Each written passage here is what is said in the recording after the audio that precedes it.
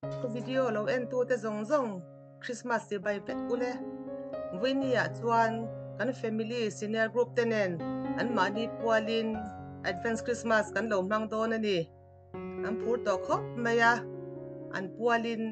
ka thil siam te mangin photo booth te kan siam saka in lo limpuya mu no min lo ti nge kan be se taya chului te kan kil howanga kan zain kan lambok don ani ka decoration siam te thla te an rod la pui bokanga a lim om don khop mai he ka thil siam te hi a tutorial ka channel a khan mazumiral te tia khan ka davek to a siam du le anga event du tan chuan en thein om vek to ni ti kha kan sha tir ngal chewani e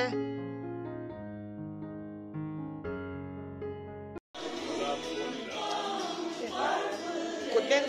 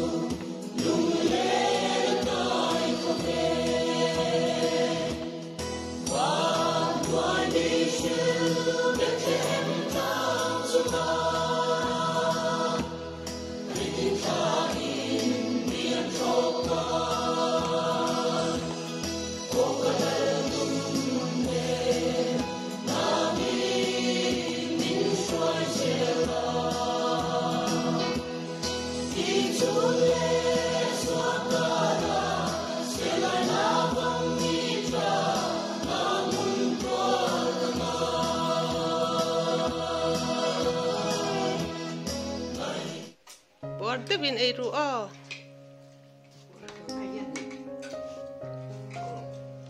Pua don chiang ai kho ma khat ni pua te bin ei ka thil siam te min han mu puya min han ken saka pate te kani te e tilom ome mai cho te kan ei kham to an ei puara kan puar via van tia kan lom me mani an lung po oi khop mai ni chu e ka put siam te min lut puya min ron ken sakat tha te kan lang puya lom le mai he kani put patni ke nga ka pate na lian pera ke nga ni kan hu te po bun va ra ke nga mo kan ku kha ani hi beng hi that pak lo van nu hu na se lo va dia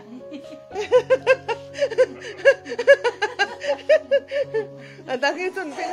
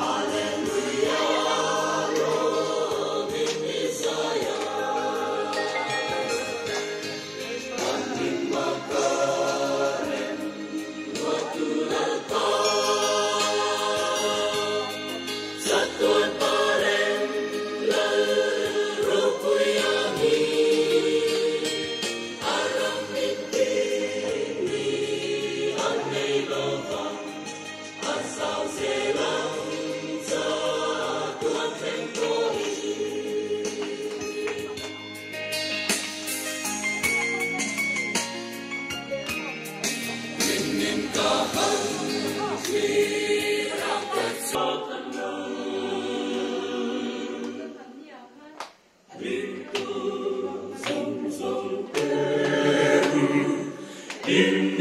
lelong to king Bethlehem.